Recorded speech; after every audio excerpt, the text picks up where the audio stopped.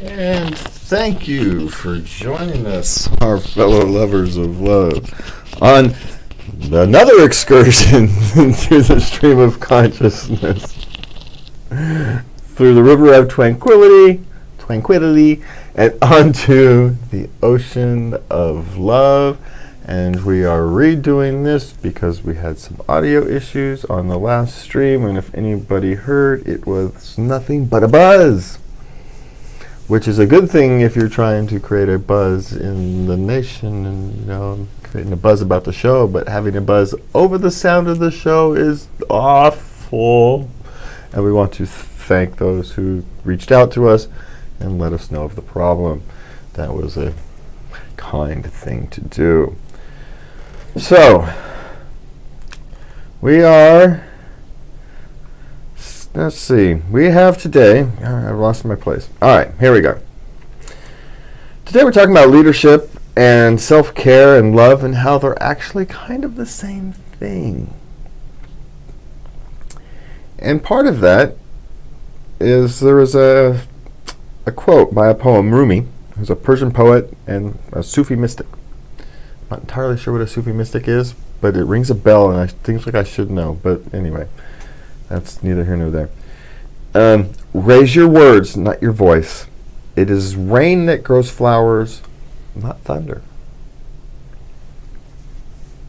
And that's actually an important thing, because when we're talking about leadership and self-care, it's what are you trying to accomplish in either one? Are you trying to get people to listen to you? Or are you trying to grow a garden? Are you trying to preach to the choir? Are you trying to fill a room with people who already agree with you? Are you trying to win? Or are you trying to do something different? Do something bigger? Do something more meaningful? What's the real objective? We posted a couple videos in the description. You can go to latenightLove.us if you would like to you can check those out. There's a short one, a medium one, and a long one. One's from Charisma on Command, 8 tips to be, to see if you're a more natural leader. Another one, and we have an interview with Simon Sinek about game theory and applying game theory to applying game theory to life. And then we have the longer discussion about leadership in general by Simon. Again, it's an hour and 20 minutes, I think, lecture. And I know not everybody's up for an hour and 20-minute lecture like me. So, on game theory and leadership. So start with something smaller and more manageable. I watched the 10-minute one. It was very informative. Well, and a lot of these things, these seem very basic when you listen to them. Right? You seem like, but we don't actively practice it. We don't actively practice the art of leadership. And because it is both an art and a science, right? There are tasks, there are things you can learn. But in also a sense, there's a feeling to it. But one of the kind of an overriding factor in it is genuinely caring about the future of people around you and what's going on and what they're doing. I mean, there's a saying in politics, but in other areas of life too, is that people won't care about you until they know you care about them. And that doesn't necessarily mean agreeing with them. You can disagree with somebody and still care about them. But do they feel heard? And what's your goal? And one of the things that Simon points out repeatedly is game theory. Applying game theory not just to business, but to your life in general. And so, but part of the problem is we're often playing the wrong game. Like football is a finite game. You know the rules, you know who's playing, and there's an end. And you might play another game, you may play again, but the game is over. And there may be a longer game, right? In football, there's a season where you're all trying to get to the Super Bowl. Okay? But it ends. And next year, the players are different. Some players return, some players go. But the game ends every game, every season. It starts over. The football team itself, the organization is trying to play an infinite game. The NFL is playing an infinite game where they're just trying to exist. They actually don't have direct competition. There's no other football leagues that are going to compete against the NFL. Now they are competing against other entertainment options, but the real competition is with themselves, trying to survive. Because how does the NFL win? How do they win? They can't win. They're just trying to continually get more viewers, more customers. In a sense, you say they're trying to make more money, but that's a byproduct. Well, that should be a byproduct. When things go wrong is when money becomes the goal instead of what you're trying to do. So what the NFL actually is an entertainment company. Their goal should be to entertain their fans, not to make money. By entertaining their fans, they will, in the long term, make more money. And we often do that in life. We try to win. We try to win in our relationships. We try to win in business. We try to win in our communities. We try to win in even inside our social organizations, our social communities, our social groups. We try to win. We want to lead the group. Why? Why do you want to lead the group? Did you bring the group together? Did you take all the various wants, needs, and desires of the congregation, or did you just manage to fill the room with just enough choir members to get you seated to lead? And is that leadership?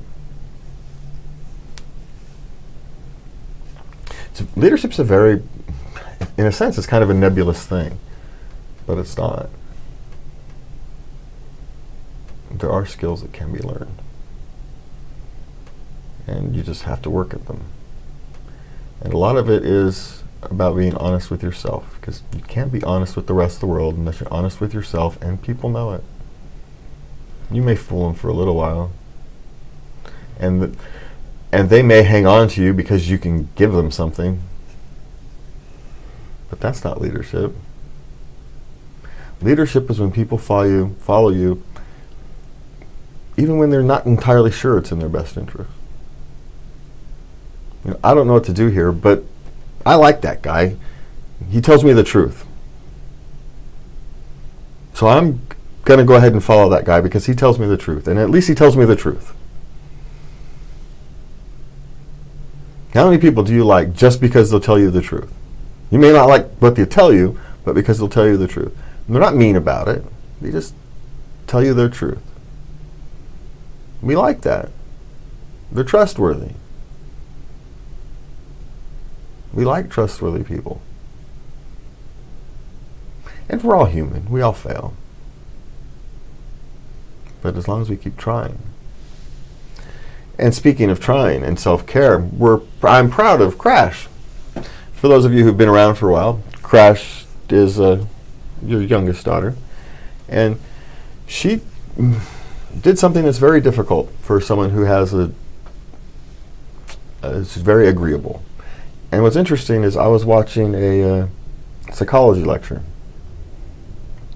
And they were talking about, the various traits.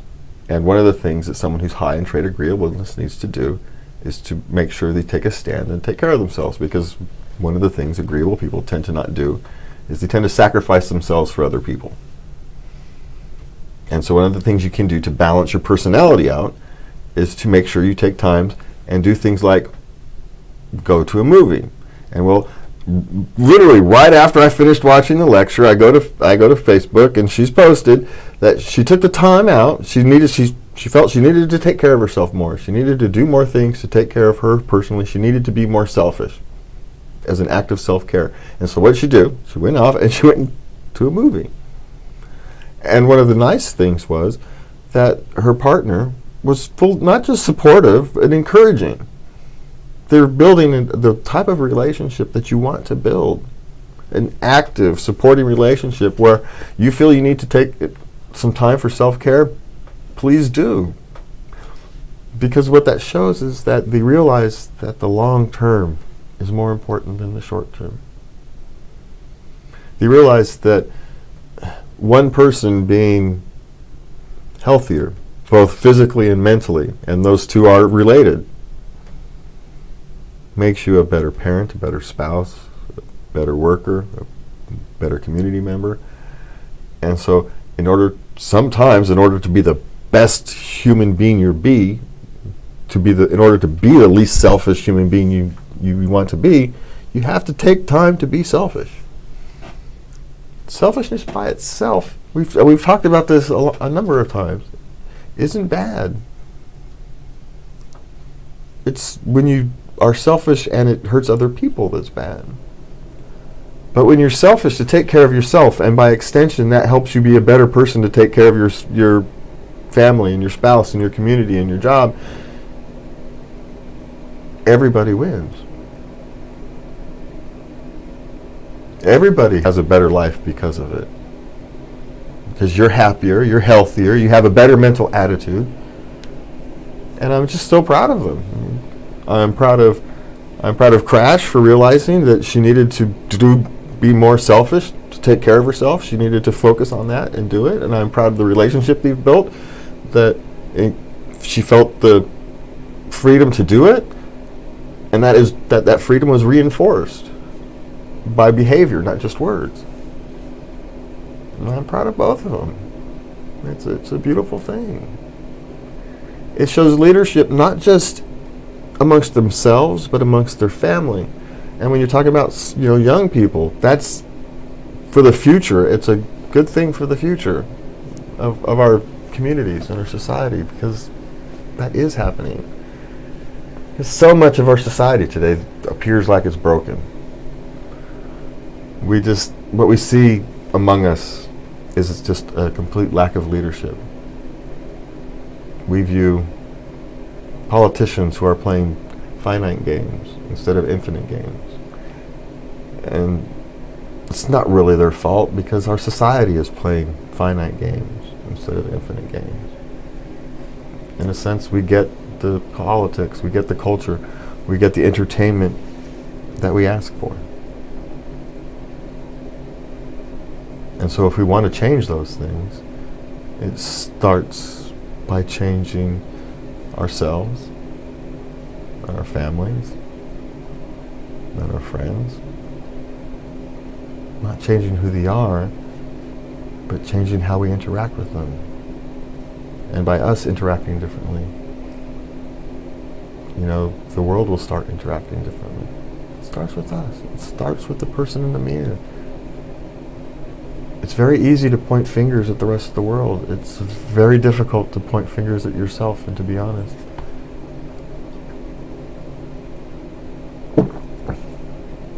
And so I encourage people to go contemplate on leadership.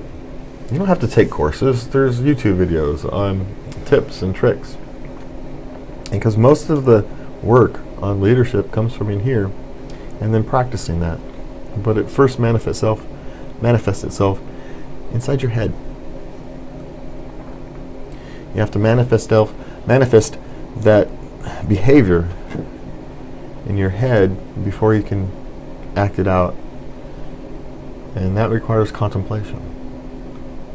And contemplation is work. The mind is the most energy-intensive organ in your body. It uses most of your energy. So,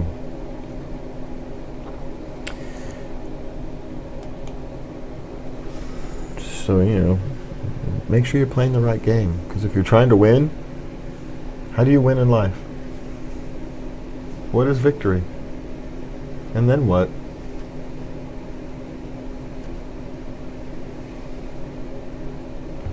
I mean, think about it. What is victory in life? How do you win your relationship? Define that. Try to define winning in your relationship. Trying to figure out what that means. And you realize it's the wrong goal. Peace, prosperity, comfort, happiness, contentment. Those are the things humanity has looked for all time. You know, we shorten that to one little 4-letter word. We call it love.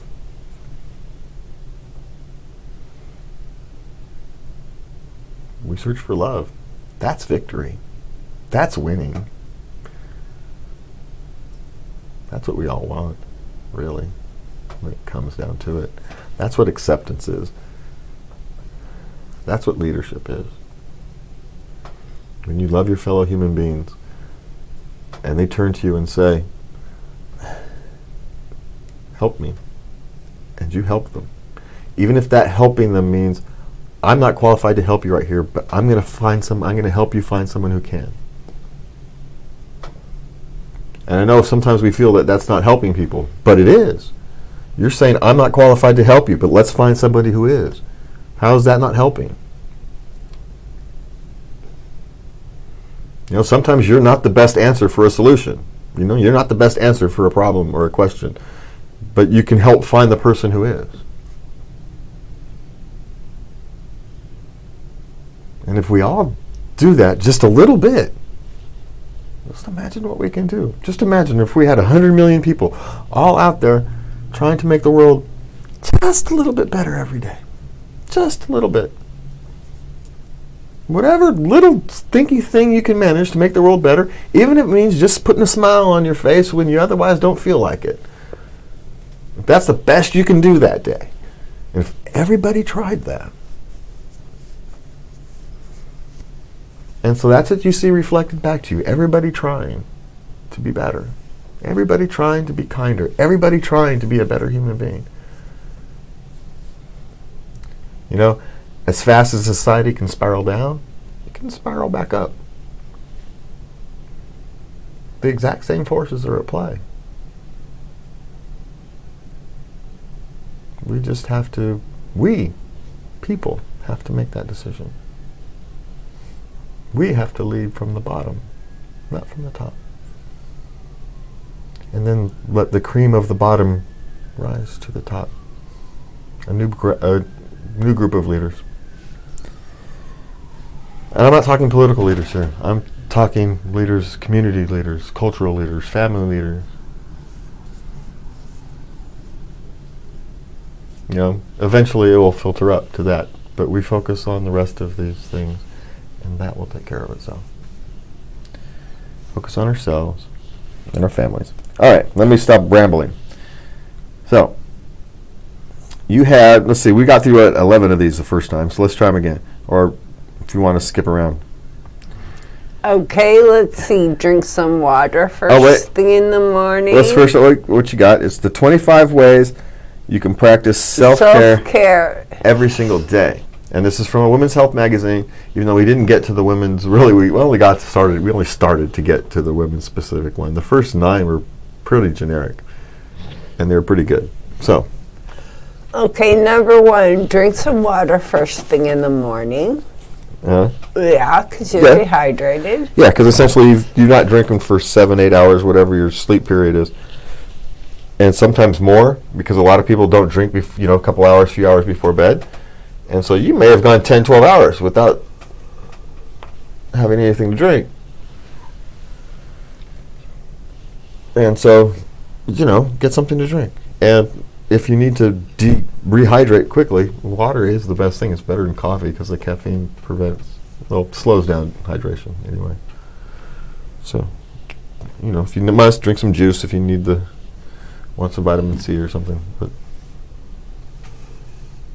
water is best, technically speaking. Not like I drink it, I'm just saying.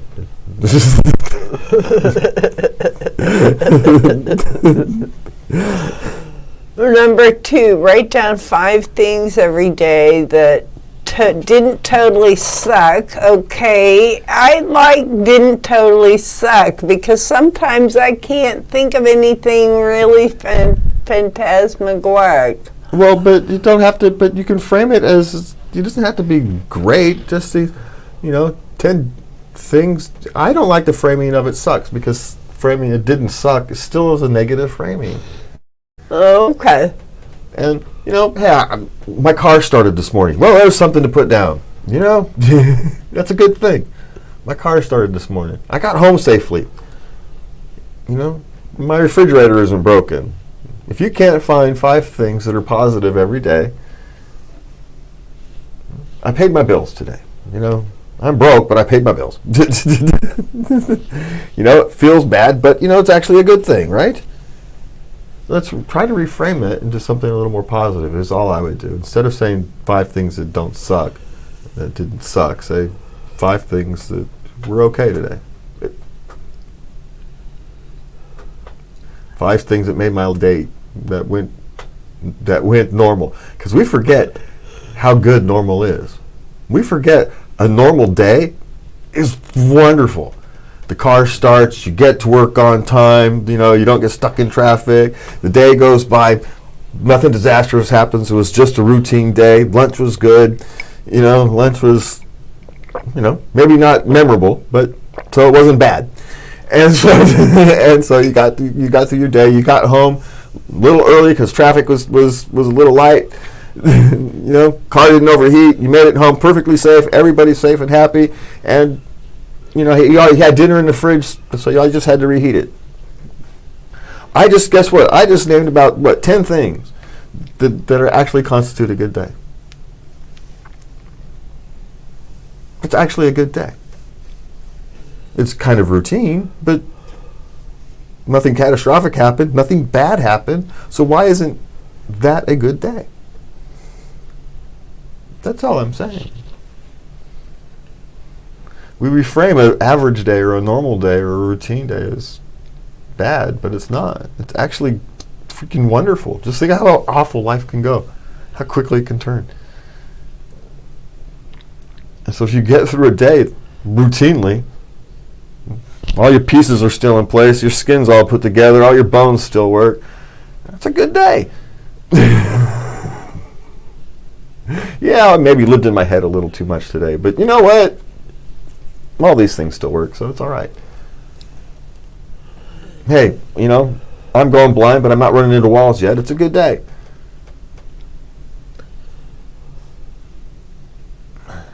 And I know my blindness isn't permanent, so they can be fixed. That's a good day. Hey, I might be blind right now. I might be legally blind right now, but it can be fixed. It'll be fixed in a couple months. It's a good day. It's good. A lot of people would say, you can't see. Yeah, but it can be fixed. I'll be able to see it in a little while. It might take a couple months because things are the way things are right now. But hey, I'll be able to see. It's great. I'm stoked. I was contemplating not being able to see forever. But I'm happy as a clam.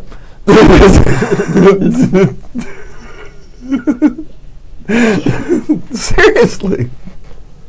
So, all right, what else we got? Take 5 minutes to decompress every day. It's important to take time to breathe. Yeah. And actually, I want to remind people when you say take time to breathe, it's when you focus on your breathing, your mind stops thinking of other things. That's the point of it. It's not just that breathing in and out and getting a good cleansing breath is good for your lungs, because it is. But it's really about clearing your mind of other things by focusing on your breathing and hyper-focusing on your breathing. Either you're not all the other stuff your brain is working on, it stops working on, or at least actively. It's a good way to change the mood of your brain, quite literally. So, it's a good thing. Okay, practice Kegel exercises. That is one of those that these are fabulous. You just because nobody knows you're doing them. You can be standing in the line at the bank and doing your Kegels. I like the next one. I don't know if there's a male equivalent. So. Start your day with something pleasant. Yes. A cup of tea or coffee or some gentle stretching, just a routine rather than hitting the snooze button 5 times and racing out the door. Yeah. Well, this is one of the things, as an anxiety disorder, I realized that it was an absolutely awful thing to do to start my day with an alarm. Because literally, it's the worst thing to start your day with is an alarm of any sort. Get jolted awake.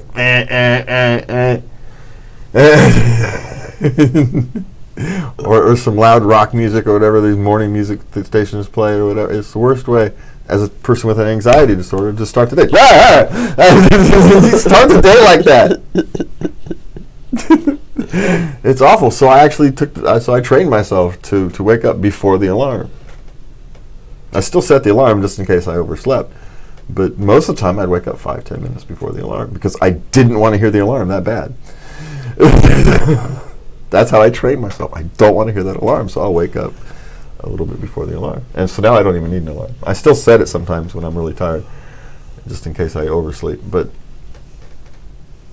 I have a meeting or something scheduled. But most of the time I wake up before it still. So still, it's terrible. Yeah. So find something pleasant to do because isn't it? It's objectively better to start your day with something pleasant than to start your day in a panic. Just saying. No one can sit here and tell me, no, start the day in a panic is great.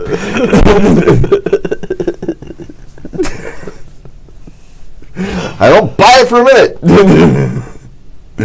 I mean, maybe if you're an adrenaline junkie, but somehow I don't even think if an adrenaline junkie wants to start it with a buzzing ass alarm and running out the door to not be late. That's not the way to get your adrenaline, right? They get up early and they go for a run or something, right? That's what they do. So, just saying, it's objectively better to start something your day with something you enjoy, rather than something you do. That's why people wake and bake. It's what happens. That's why these things happen. All right, what else we got? Convert your negativity on paper. Write down the lies, the negative self-talk, self-doubt, and then combat that with what you know to be true, what you're capable of. Yeah. Well, I don't necessarily have to write them down, even though for some people writing them down makes it real. And so maybe it's just me. I just have to contemplate it and it makes it real. So I'm going to dismiss the value of writing it down. Some people expressing it, going to your counselor and talking about it makes it real. It's enough. So, but yes, dealing with you have to be honest with yourself. And part of being honest with yourself is saying, yes, my mind keeps telling me these things are. This is what reality is. But I know for a fact that this is true. And I know it's true because I feel it's true, but these other people tell me this is true as well. These other things that are external of my personal judgment tell me that this is a lie, but my brain is telling me. So I'm going to focus on these other things that I know to be true. And that's a never-ending task. It doesn't stop. You can become stronger against the negativity, is what you actually do. You become stronger against the negativity, and you work on that as that skills. That's what you're actually doing. You're building your strength.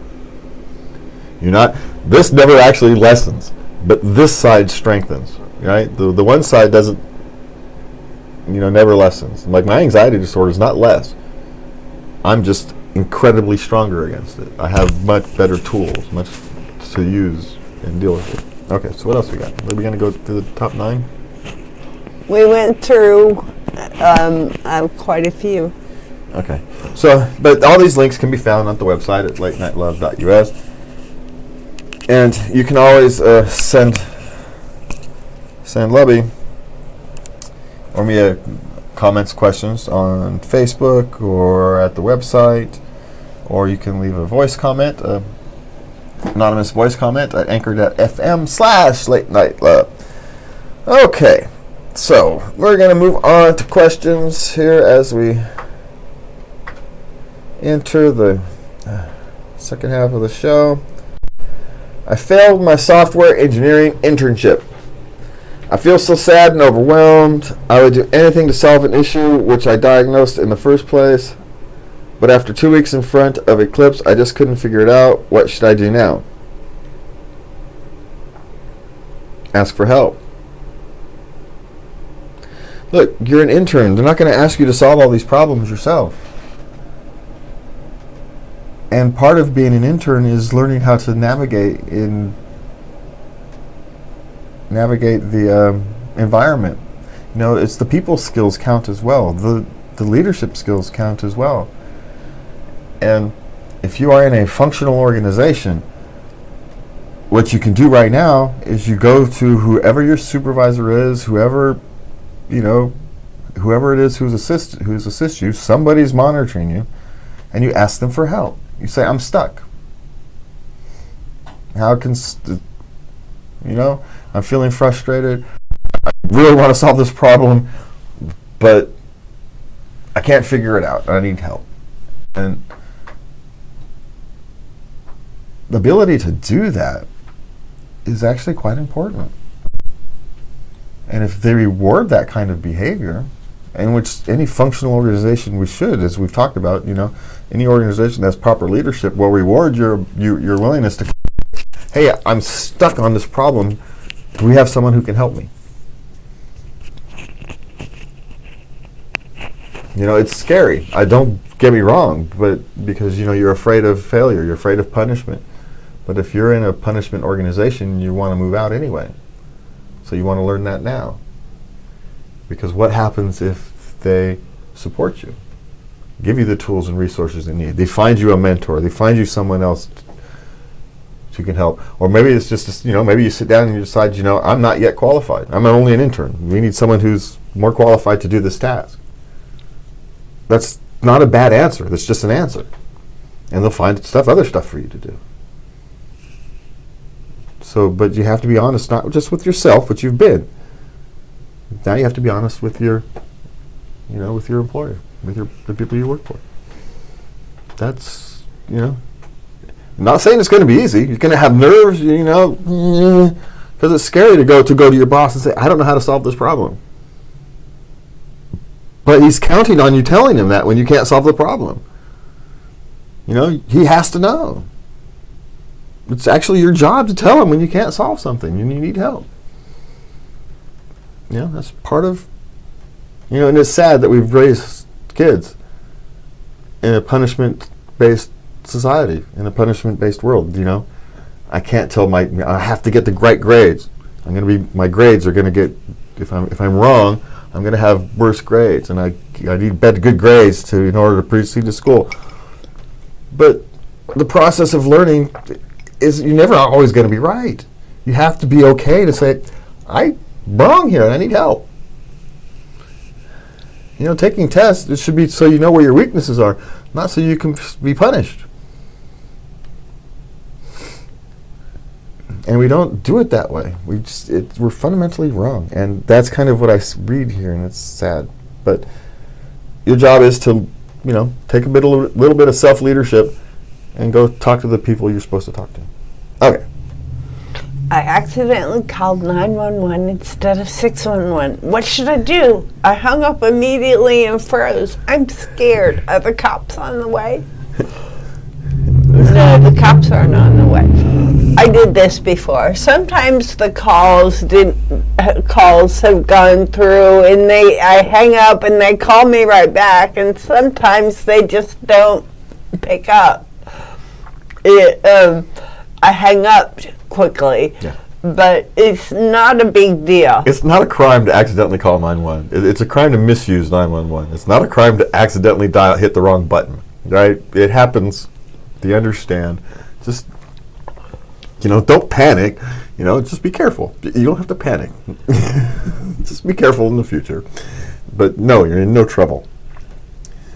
Okay.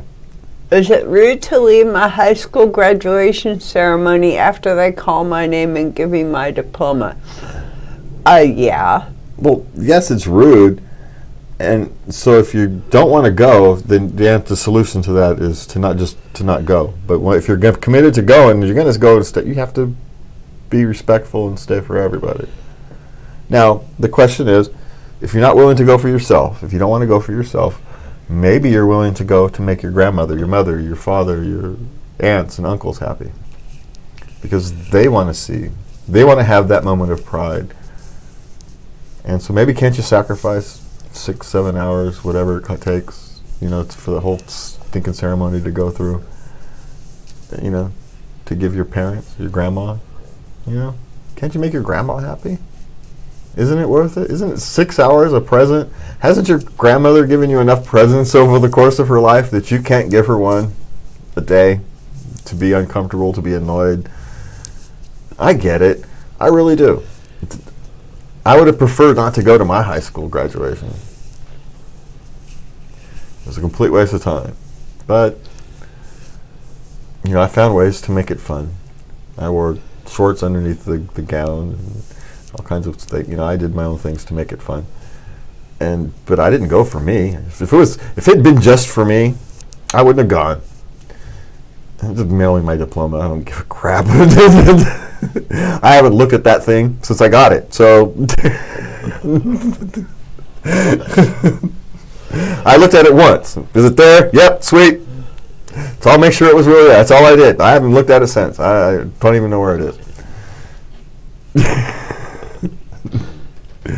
But it's not for you at that stage. Return all the gifts. Think of it that way. Think about giving your grandmother, your mother, your father, all the people who helped you, all the people who want to have that moment of pride. Think of it as a gift to them. Maybe that'll help you through it. Okay. Too many students are joining the computer science field. Is it likely that we will soon see way more computer science graduates than the number actually required? Well, yes, and there's a number of reasons for that.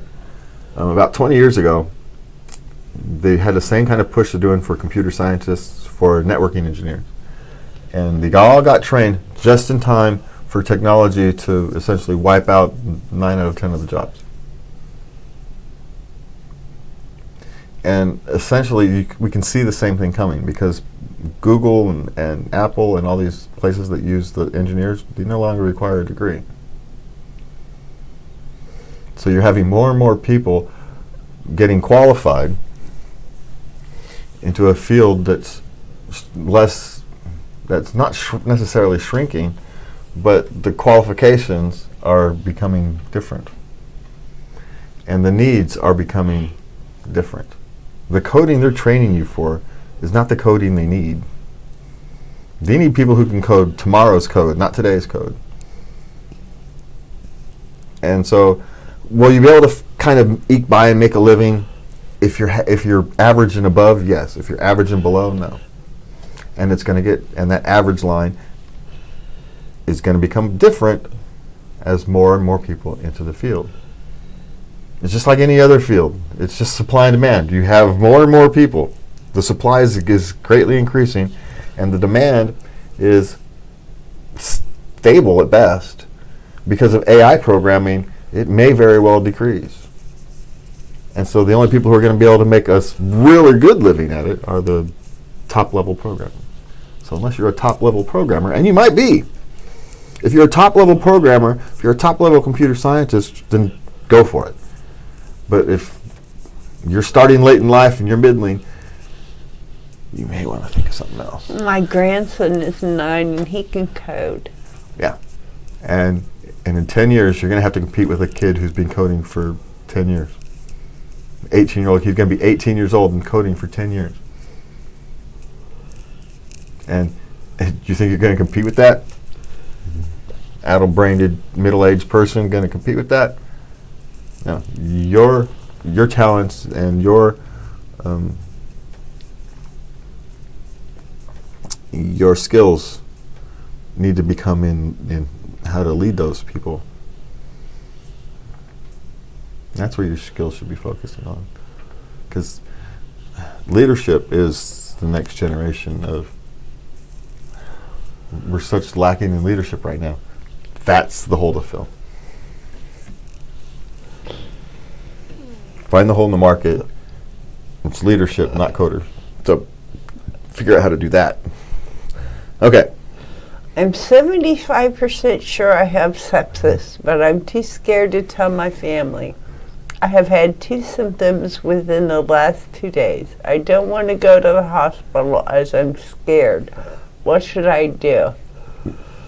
But you should be more scared of sepsis than you should be of anything else. That can kill you. None of this other stuff won't kill you. Being scared won't kill you. Telling your family won't kill you. You may get mad, you may end up with a huge bill. There's all kinds of other stuff, but you won't kill you. It won't kill you. Sepsis will kill you. Yeah, sepsis will kill you. So what are you doing? You're being afraid of the wrong thing. I understand the fear. I'm very empathetic.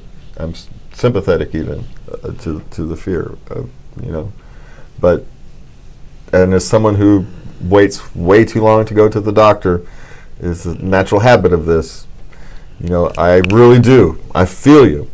But don't do the mistakes I do. You literally know you should go to the doctor because you're asking the question. So if you're asking that kind of a question, you already know the answer. You just have to follow through. You're hoping someone's going to give you some kind of magic answer that you don't have to. You're grasping at straws because you know you have to tell your family and go get taken care of. So tell your family and go get taken care of. Won't be the disease. The sepsis is far worse than anything else. You understand what your danger levels are. Actually, what you should be more afraid of, and you know it. You can tell by the tone. Okay, so we'll move on. A new software developer spent 4 days to make a simple HTML button in CSS. Should I fire him? Well, can you talk to the guy first? Yeah, find out what the problem was. Maybe it was more difficult than you expected. Maybe he cleaned up a crap load of crappy code on your page, because some coders are like that. Find out the problem. And the question is, why are you asking after 4 days? You should have found out there was a problem after 2 days. That's a day or two project, right? You know how long you have an expectation of how long it should take, and okay, he's new, so maybe it takes a little longer as he gets settled in and learn where things are and how things operate. But it's 4 days. Maybe the problem is you. Maybe you didn't train him properly on how to operate inside your organization. Maybe you have a leadership issue. And because you're already looking to fire him, I think it is a leadership problem. Maybe it's a hiring problem. Maybe you're incompetent in hiring somebody. Maybe the hiring process is the problem. But that's not actually the problem. There's a deeper problem here, and that's the one you need to solve. And those kind of problems will solve themselves. Okay. I'm non-exempt and starting a new job. My boss said an after-work event is mandatory, but we aren't paid. How do I not go? Well, you don't go. Just saying. That's an hourly employee being told that an off-site thing is mandatory and they're not going to be paid for it, then it's not mandatory. No, you have to be paid by law. Yeah. And so you don't go.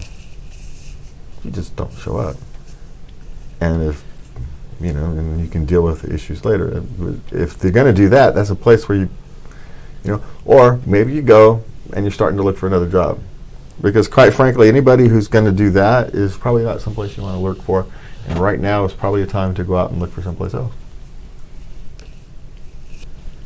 But it's perfectly acceptable to draw a line. And this is an employer. They're not your mother. They're not God. They're an employer. You have a relationship. And your relationship is, I perform tasks for a fee. You want me to go do something and perform tasks. You want me to go to a dog and pony show and show up and shake hands and look nice and give my idle chit-chat. Well, fine. That's a task. I pay you to give me my fee. That's a very simple relationship. Tasks for fees. If I'm performing a work-related task, it's a work-related task, they're making you be there, give me my fee. And just explain it like that. And if they don't like it, that's fine. They're going to have a problem with it when they fire you, and then they have to pay you unemployment, and then they get a labor board. So don't worry about it. But you don't want to work there anyway. But maybe you need the job, and so you sit down and you shut up and you go through it and you do it until you find something else. But my guess is get out. Okay, you missed one, by the way. Why would the families of homeless people allow them to be homeless? I missed one. Well, sometimes they don't have families. Foster children, there's no one. Sometimes they've burnt their bridges. And sometimes they've become disconnected and then they've developed mental illnesses and they think their families won't accept them. And sometimes their families don't have the resources to help them. So there's not a simple solution to this. That's why homelessness perplexes everybody, because there's no thing to hold on to. It's not one thing. It's not homelessness. It's a bunch of other things that create that. It's housing policy. It's weather. It's family disintegration. It's culture. It's drug abuse. It's mental illness. It's all that wrapped up in a nice little package in a bow. And we put it in and we call it homelessness. And we try to look for a solution to homelessness instead of looking for a solution to the underlying problems. Because it's easier. Well, it appears easier. Okay. Is it okay for a daughter to get in the shower with a disabled father in order to assist them in showering? Well, it's okay for anybody to get into the shower to assist somebody to take a shower. What the hell's wrong with you? I mean, you're assuming something nefarious. Why? Someone's disabled and needs help bathing. Why wouldn't who's ever available help them? What are they supposed to do?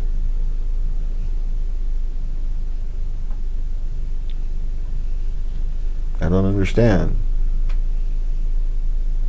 What are you actually worried about?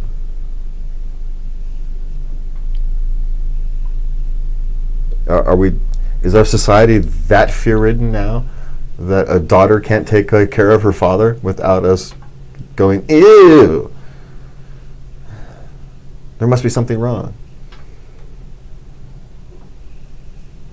She will do it as she feels comfortable. I read that somebody said they've done that. They would put on like a bathing suit and they do it in their bathing suit in the shower. So these people can figure out their problems for themselves. Don't interject. Unless she's complaining about it, don't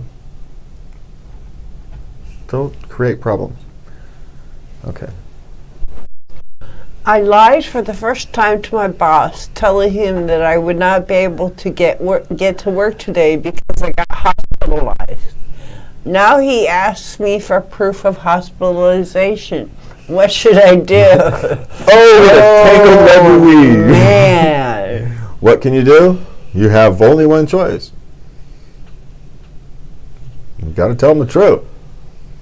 You're going to say, look, I wasn't up for work today. Probably have an anxiety. I'm going to guess an anxiety disorder or something of that nature, and you needed a mental health day. And so rather than say I'm not feeling well for work today. I can't show up for work today for whatever reason. You felt the need to create this preposterous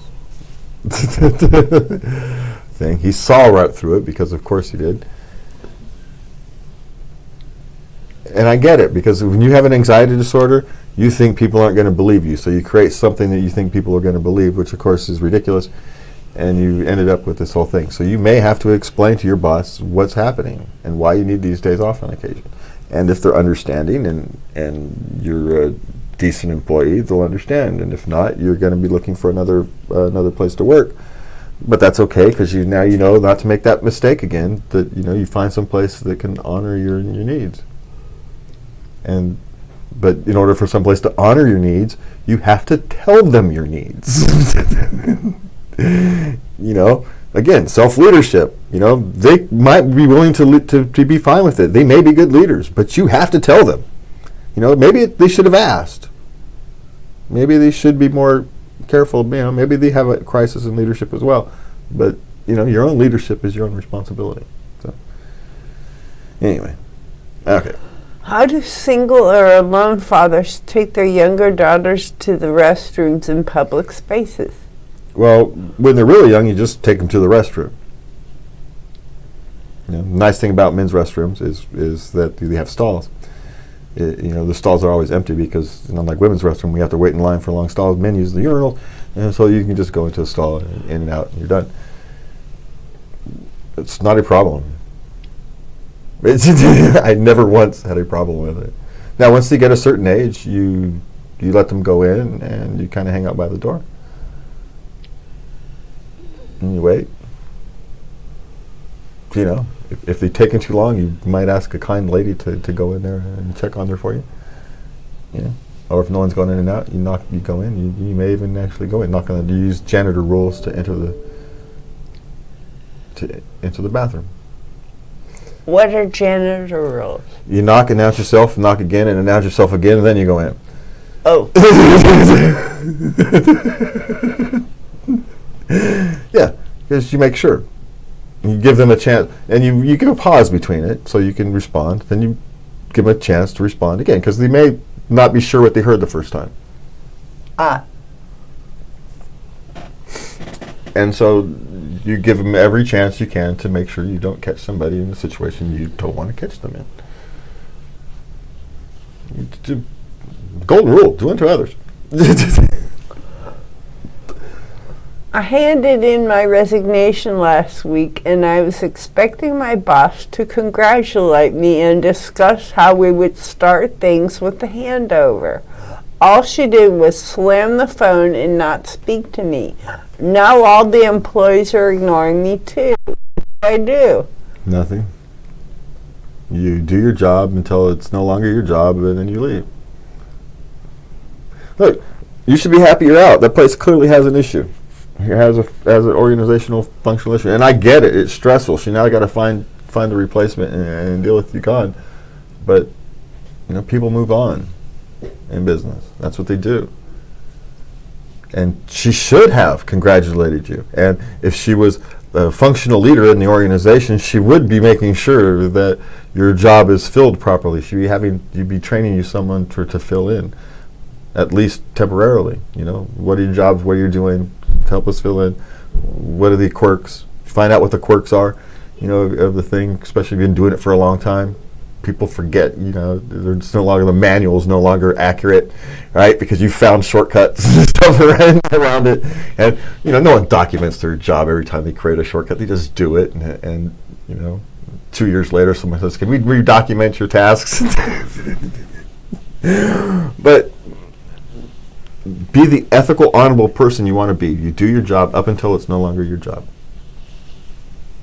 You don't worry about the rest because you're no longer going to work there. Because it's about you now, not them. Okay. I asked my boss for a raise, but he said I didn't deserve it. So I sent him my resignation letter. Now he accepted it. What do I do now? Find another job. You put a power play, and guess what? He called you on it. It means he can replace you. That's what that means. It means he's not afraid of replacing you. Now, whether that means you're not as good as employee as you think you are, or there's lots of other people out there who can do your job, either way, he's not afraid of replacing you. So I'd spend some time looking in the mirror, maybe go and watching those videos that we posted earlier, and spend some time in the mirror, because this is on you, buddy. Some lessons are tough, but ultimately I think it might actually be good for you. It might force you to face some changes about yourself. Start being honest with yourself. Okay. My 9th grade son recently told me, I don't need you for anything. How long should I refrain from doing things on his behalf until he realizes that he does in fact need me? You shouldn't change how you treat him at all, period. This is the 9th grade. They all go through this stage. You're trying to teach him a lesson. It's only going to teach him that you don't care. I mean, what lesson are you actually, by withholding your love, because that's what you're doing, what are you actually teaching him? We have to be very careful about what lessons the children are actually going to get. We forget that we're trying to teach this lesson, but we don't forget what lesson are they actually going to learn. What they're learning is, if I upset my mother, she's going to withhold love from me. Is that really the lesson you wanted to see? It's a phase. Ninth graders go through this phase. They think they know more than they do. Every single one of them does it. It's perfectly natural. They will learn that they don't know. Nature will teach them. You don't have to. Now, if they're being routinely disrespectful, you have other issues. And quite frankly, the fact that your instinct is to withhold love and affection is probably where the problem lies. So this is a repair of, this is going to require some leadership within your own family. Well, we've said the word leadership about 1,000 times today. But that's your job as a parent. Your child has gone off the rails. Part of it is completely normal. But your instinct isn't. You're teaching the wrong lessons. It's not that you're not trying to teach the right lessons, but the lessons you're actually teaching are the wrong ones. You're teaching that if they do something wrong, if they upset you, if they have the wrong emotions and share it, or if they share the wrong emotions, you're going to punish them for it instead of help them work through it.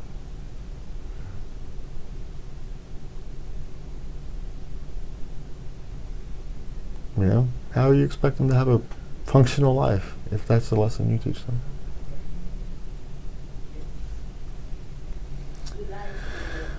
Okay. Last question, and this one's for you. During an online game, a person sent me a message threatening to turn off my internet. When I told them to back off, they somehow blocked my Wi-Fi for an hour. What happened? How do I block this from happening again? Okay. Well, two things. What he did was put a DDoS attack on your IP address, which is available on the screen. You can get it. It's not hard. Your IP address is actually quite easy, and they shut down your whole internet, not just your thing. There's two things you can do. One is note who it was, and you contact the game you were playing, the company, and you tell them what they did. Second thing is you call your internet company and ask for a new IP address. You tell them what happened and ask for an IP address, and if you can, you find the IP address of the person you hit, and you give that IP address to the company, and says they don't like this stuff. That's a misuse of their network, and they will complain to their ISP, and that person can get their whole account, get their account closed. So by playing by the rules and not being a dick, but just by using the tools available to you, you can get them completely booted off the internet by their ISP for abuse of the system. It takes a little longer.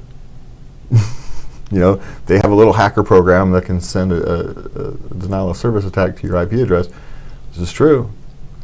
But, a couple phone calls, a few emails, and you can have their ISP kick them off the internet. Well, because that's a violation. Whether it's a violation of law or not, but it's a violation of every terms of service of every ISP in the country. They hate that. It's an abuse of their service. And so you use those tools. You use the greedy businesses' greed against them, or for your own purposes in this case. That's you know. And the game companies, they don't like it because it makes their game look bad. So if you don't get a response, go to Twitter or wherever or someplace and publicly say, hey, this is what happened on my platform. Don't call out the person. You know, you call out the person privately because you don't want to be that guy, but you want to say, hey, you're not responding to this problem. And you deal with it. That's how you deal with it. Or you hire a hacker and have them hacked and have their accounts hacked and ruin their life. It's the other way to do it. But I suggest the first way, not the second. That's not the second. Just saying, there's another option, but it's not recommended because it's unethical. It's fun, but it's unethical. All right. I'm sorry, I can't help it, man. I had younger days. That's it for us, me and Lovey, tonight. We want to thank you guys for coming back with us after our microphone problems in our first attempt at the show. And come back with us next week where we talk about, we had something on tap for next week already, but I forgot what it is. So find out next week when we find out. And from me and Lovey, we want to remind you to love everybody. Good night. Good night.